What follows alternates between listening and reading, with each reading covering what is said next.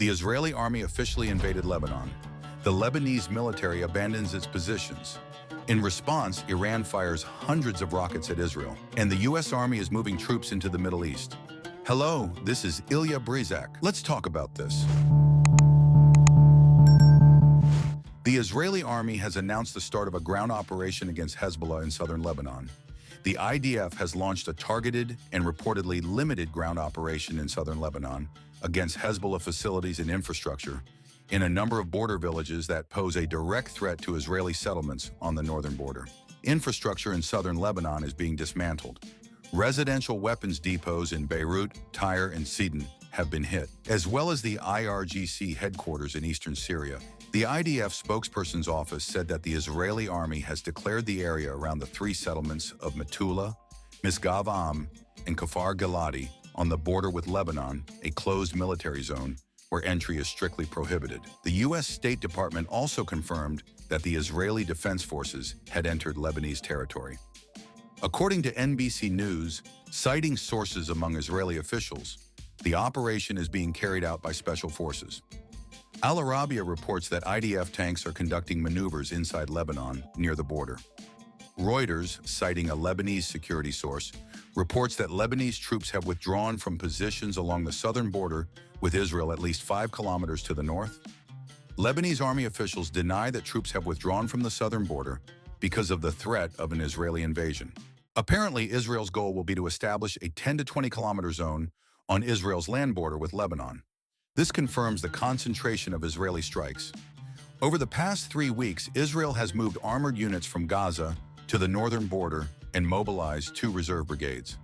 Against this backdrop, the U.S. has decided to send several thousand more troops to the Middle East to defend Israel. Squadrons of F-15E Strike Eagle, F-16, A-10, and F-22 fighter jets, as well as the personnel needed to support them. U.S. officials told NBC that the planned Israeli invasion of Lebanon will be extremely limited and will last only a few days. But it's worth recalling that in Gaza, a limited operation in the north only was also initially envisioned. Then you saw for yourself what it turned into. At this point, it is clear that the elimination of Hezbollah's leadership was tactical in nature. It seriously weakened the organization's military capabilities, which gave an opportunity for the Israeli army to enter the territory of Lebanon.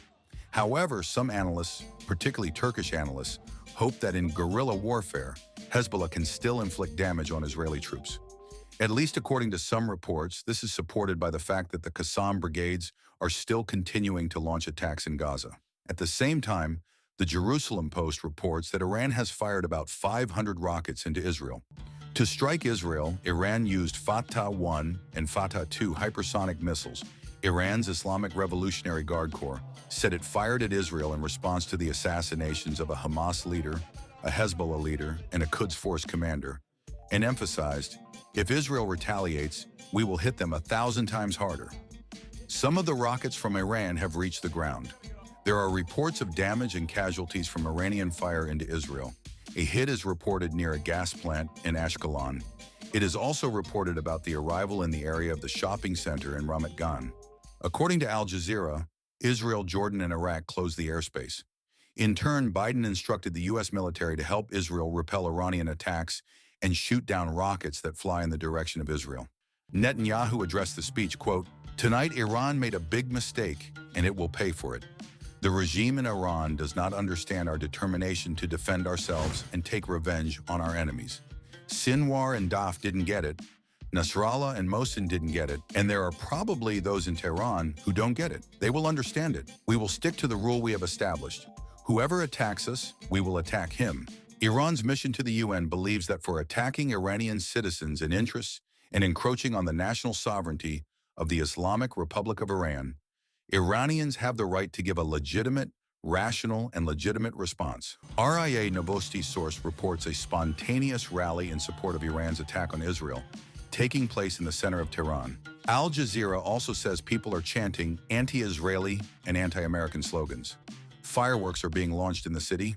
Meanwhile, the ground operation in Lebanon continues. An Israeli strike on a central neighborhood in Beirut destroyed the top floor of an apartment building in the Kola neighborhood. The neighborhood is one of the city's key transportation hubs. Lebanon reports that the neighborhood is predominantly Sunni, and there are no Hezbollah members there. This is the first Israeli strike inside Beirut city limits, outside the southern suburbs, since 1982. According to other reports, the target of the attack was a senior member of the Lebanese Sunni political party Islamic Group, which translates to Muslim Brotherhood. In just yesterday, the IDF attacked more than 200 targets across Lebanon. In addition, unidentified flying objects that look like fighter jets have begun conducting airstrikes against the Houthis in Yemen. There have already been more than 10 attacks on oil storage facilities at the seaports of Hodeidah and Ras Isa, as well as on power plants, a military base, and the international airport in Hodeidah. It seems safe to assume that the Israeli Air Force is doing this in response to Yemeni attacks by Israeli ballistic missiles. How are other countries reacting to all this? France said an Iranian mole was involved in the elimination of the Hezbollah leader. According to media reports, his death was made possible by information provided to Israel by an Iranian agent. And the fateful meeting of the Lebanese group's leaders could be linked to growing dissatisfaction with Iran's policies. According to the French newspaper Le Parisien, an Iranian agent gave Israel data on Nasrallah's whereabouts shortly before the strike. At the time of the attack, the Hezbollah leader was in a meeting with several senior members of the group when the missiles hit his underground headquarters in Beirut. The information came from officials after Israel launched dozens of new strikes on Lebanon on Sunday.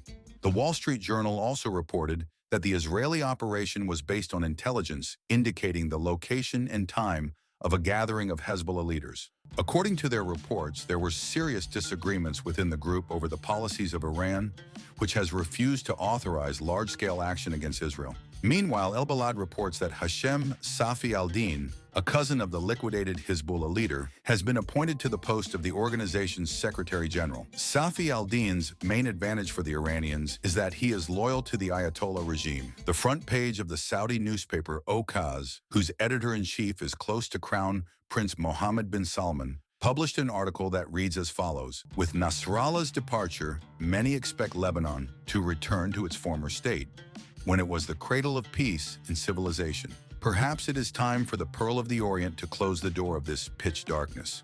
The hideous legacy left by Nasrallah requires redoubled efforts to rebuild a united society striving for a bright future away from dreams of war and hatred. For its part, the Czech Republic blocked a European Union resolution calling for an immediate ceasefire in Lebanon because it did not include a demand for Hezbollah's withdrawal beyond the Litani River. In other words, Israel was given the green light to continue its attack.